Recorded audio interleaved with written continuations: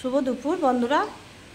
রান্নাবান্না করে প্রথমে আজকে আমি অনেক দিন পর আমার কর্তাবাবুকে খেতে দিলাম, কেন আগে আগে ওর ভিডিওটা ধরা হয় না। আর আমার কর্তাবাবু পছন্দও করে না, খেতে ভালোবাসে কিন্তু ভিডিও করা পছন্দ করে না। তাও আমি ওর ইচ্ছের বিরুদ্ধে করি।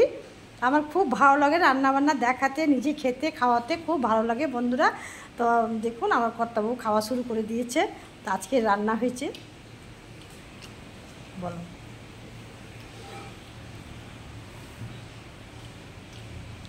আজকে শিখা রান্নাঘরে মধ্যাহ্ন ভোজে খাবার রান্না হয়েছে।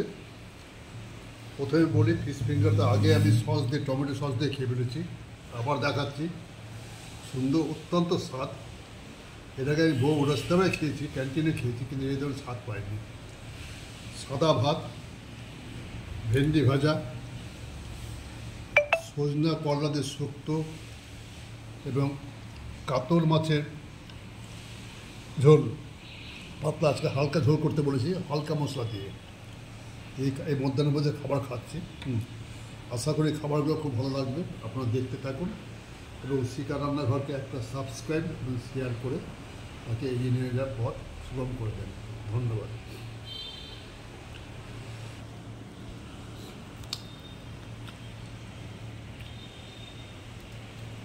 কিছু নিবা?